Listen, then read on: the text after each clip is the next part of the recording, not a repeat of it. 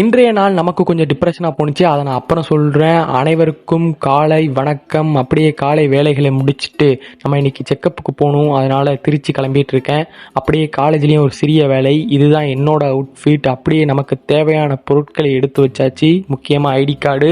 அப்படியே நம்ம ட்ரெயினில் ட்ராவல் பண்ணிவிட்டு நம்ம வர வேண்டிய ஸ்டேஷனுக்கும் ரீச் ஆயாச்சு. அப்புறம் ஒரு ஆட்டோ புக் பண்ணிவிட்டு ஹாஸ்பிட்டலும் ரீச் ஆயாச்சு. நம்மளை ட்ரெஸ்ஸிங் ரூம் கூப்பிட்டு அன்னைக்கு ஒரு சின்ன புண்ணு இருக்குன்னு சொன்னேன்னா அதை பார்க்க தான் இவ்வளோ தூரம் வந்திருக்கேன். இப்படியே என்னோட காலை பாருங்கள் எப்படி வீங்கியிருக்குன்னு. அப்புறம் டாக்டர்கிட்ட கேட்டப்போ அது ஒரு சின்ன புண்ணு தான், சரியாயிருன்னு சொன்னாங்க. நானும் கொஞ்சம் ஹாப்பி ஆகிட்டேன். அப்புறம் ஆட்டோ புக் பண்ணிவிட்டு காலேஜில் ஒரு சின்ன வேலை இருக்குன்னு சொன்னேன்னா அப்படியே காலேஜும் ரீச் ஆயாச்சு. அப்புறம் காலேஜில் கொஞ்சம் டிப்ரெஷன் ஆகிட்டு என்னால் அடுத்தடுத்த வீடியோ எடுக்கவும் முடியல. எனக்கு ரொம்ப கால் வலியும் ஏற்பட்டுட்டு காலை பாருங்கள் எப்படி வீங்கியிருக்குன்ட்டு. நல்லா பப்பாளி பழம் மாரி வீங்கிட்டு எனக்கு கால். அப்புறம் இத்துடன் இந்த காணொலியை முடித்து கொள்ளலாம் என்று என்னோடய மைண்டு சொன்னிச்சு. அப்புறம் எல்லோரும் ஹாப்பியாக இருங்க, ஜாலியாக இருங்க. டாட்டா, பாய் பாய்.